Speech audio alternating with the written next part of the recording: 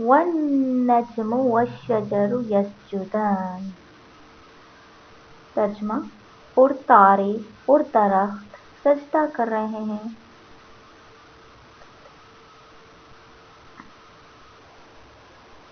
یہاں پر النجم کا معنی ستارہ بھی ہے، اور وہ پودے بھی جو تنے کے بغیر ہوتے ہیں، جیسے گندم،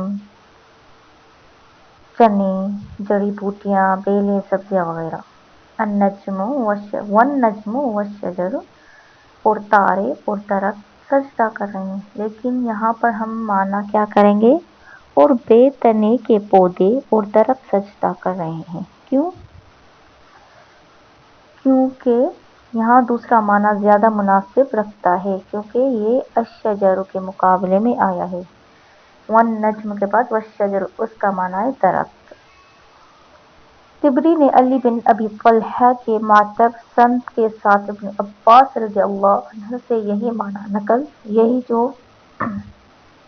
اور بے تنے کے پودے، یہی معنی نقل فرمایا اور اسے ترجیح دی ہے۔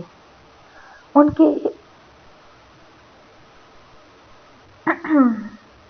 کے سجدہ کرنے کی تفسیر کے لیے سورۃ الحج 18 آیت دیکھیں۔ سورۃ الحج 18 نمبر آیت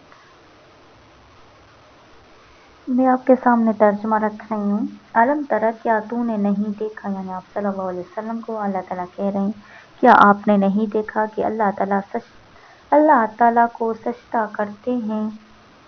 کیا تو نے نہیں دیکھا کہ اللہ تعالیٰ اسی کے لیے سجدہ کرتے ہیں جو کوئی آسمانوں میں ہیں اور جو کوئی زمین میں ہیں، اور سورج اور چاند اور ستارے اور پہاڑ اور درخت اور چوپائے اور بہت سے لوگ، اور بہت سے وہ ہیں جن پر عذاب ثابت ہو چکا، اور جسے اللہ ذلیل کر دے پھر اسے کوئی عزت دینے والا نہیں۔ بے شک اللہ تعالیٰ کرتا ہے جو وہ چاہتا ہے۔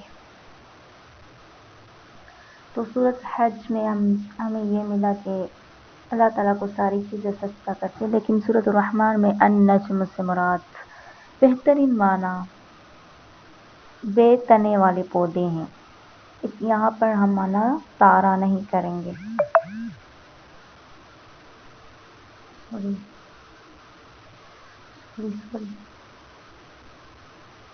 اس کے بعد یہ آیت وَالسَّمَاءَ رَفَعَهَا وَوَضَعَ الْمِيزَانَ، اور آسمان اس نے اسے اونچا اٹھایا اور اس نے ترازو رکھی۔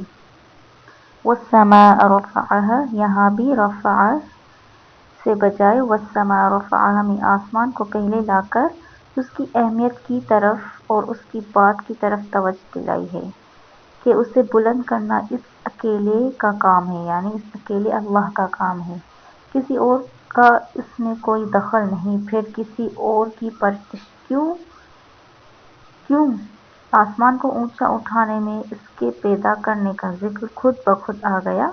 یہ کوسچن ہے کہ اللہ تعالیٰ نے آسمان کو پیدا کیا، لیکن کچھ لوگ یہ مانتے ہیں کہ یہ خود بخود ہو گیا ہے۔ کیسے ہو گیا ہے؟ آسمان کو اونچا اٹھانے میں اس کی پیدا کرنے کا ذکر خود بخود کیسے آ گیا؟ اونچا اٹھانے کا ذکر خاص طور پر اس لیے فرمایا کہ اتنے بڑے آسمان کو اس طرح ستونوں کے بغیر یعنی پلرز کے بغیر پیدا کرنا اور اسے اتنا بلند بنانا بے حد تعجب انگیز ہے۔ آسمان بنانے کی دور کی بات، ہم آسمان کو چھو بھی نہیں سکتے، اتنا اوپر بلند ہے۔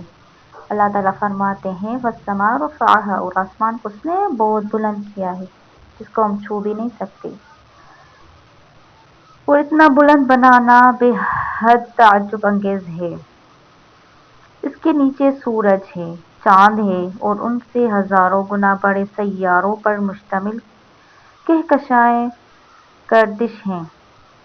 نہ انہیں راستے میں کسی ستون کی رکاوٹ پیش آتی ہے، نہ ہزاروں نوری سالوں کے فاصلے سے ان کی روشنی زمین پر آنے کے درمیان کوئی چیز حائل ہوتی ہے۔ وَوَضَعَ الْمِيزَانَ، اوپر ہے نا وَالسَّمَاءَ رَفَعَهَا وَوَضَعَ الْمِيزَانَ، یہاں پر وَوَضَعَ الْمِيزَانَ، وزن، اللہ تعالیٰ نے میزان رکھی ہے۔ پہلے میزان لفظ کو سمجھ لیتے ہیں۔ میزان کا لفظ وزن سے ہے، مفعال سے، مفعال جو سیغے ہوتے ہیں نا، فاعل مفعول، تو یہ مفعال کے وزن پر ہے، جو اصل میں موزان ہے۔ وزن کا اعلیٰ وزن چیزوں کے ایک دوسرے کے مقابلے میں برابر یا کم پیش ہونے کے اندازے کا نام ہے۔ وزن، شروع سے سنیں، وزن چیزوں کے ایک دوسرے کے مقابلے میں برابر یا کمی پیشی ہونے کے انداز کا نام ہے۔ اللہ تعالیٰ کی نعمتوں میں سے ایک بہت بڑی نعمت یہ ہے کہ اس نے انسان کو ہر چیز کی مقدار معلوم کرنے کے لیے میزان کا طریقہ سکھایا۔ اس میزان میں ہر قسم کے پیمانے آ جاتے ہیں: وزن، کیل، مساحت، حرارت، برودت، دباؤ، نمی، غرض، ہزاریہ قسم کے پیمانے بنانے کا سلیقہ عطا فرمایا، جن سے وہ اپنے معاملات درست اور بہتر سے بہتر طریقے کے ساتھ چلاتا ہے۔ اس کے بغیر کوئی کام بھی درست انجام نہیں پا سکتا۔ پھر انہی پیمانوں کے ساتھ وہ ایک دوسرے سے لین دین کرتا ہے۔ اگر یہ نہ ہوتے تو دلی اطمینان کے ساتھ باہمی لین دین ممکن نہیں تھا۔ تو اس آیت سے ہمیں پتہ چلا اللہ تعالیٰ ہمارے لیے وہ چیزیں رکھی ہیں جو ہمارے لیے بہتر ہیں۔ اور یہ ترازو کہنے میں تو بس ترازو ہے، لیکن اصل کی ڈیپ میں جائے یہ بہت کام کی چیز ہے۔ اور ہم یہ بھی سوچ اگر یہ نہ ہوتی تو کیسے زندگی گزرتی، یہ آپ خود غور و فکر کیجیے گا، کیونکہ غور و فکر کرنے کا حکم بھی سورۃ آل عمران میں اللہ تعالیٰ نے ہمیں دیا ہے۔ ان فی خلق السماوات والارض واختلاف اللیل والنہار لآیات لأولی الالباب الذین یذکرون اللہ، وہ جو یاد کرتے ہیں اللہ تعالیٰ کو، الذین یذکرون اللہ قیاما وقعودا وعلی جنوبہم، اور وہ جو یاد کرتے ہیں اللہ تعالیٰ کو اپنے کھڑے ہوتے ہوئے، بیٹھتے اپنے پہلو پر، وَيَتَفَكَّرُونَ، اور وہ غور و فکر کرتے ہیں، فی خلق السماوات والارض، آسمان اور زمین کی پیدائش میں۔ اور غور و فکر کرنے سے ہمیں اللہ تعالیٰ کی قدرت کا مطلب، اللہ تعالیٰ کی معرفت حاصل ہوتی ہے۔ غور و فکر کرنے سے اللہ تعالیٰ کی معرفت حاصل ہوتی ہے، ایمان تازہ ہوتا ہے۔ تو اللہ تعالیٰ نے یہ تو بتا دیا کہ کیا بتا دیا، اس نے میزان رکھی، اس نے آسمانوں کو بلند کیا، اسی نے سب کچھ کیا۔ اب وہ حکم دے رہے ہیں اللہ تطغوا فی المیزان، تاکہ تم ترازو میں زیادتی نہ کرو ترازو میں۔ اس سے پہلے لام جارہ محفوظ ہے، لام جارہ محفوظ ہے یعنی چھپا ہوا ہے۔ اللہ تطغوا، آپ جن کو گرامر آتی ہوگی وہ سمجھتے ہوں گے کہ لام جارہ کیا ہے۔ یہاں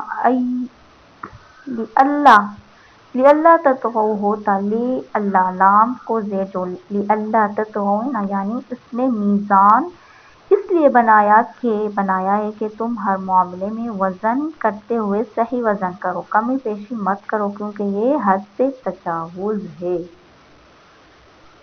یہاں پہ اللہ تعالیٰ نے اللہ کیا ہے، لیکن اللہ اصل میں اللہ تھا، لیکن گرامر کے لحاظ سے اللہ ہو گیا ہے۔ لام کو زیر اللہ، یہ محصول یعنی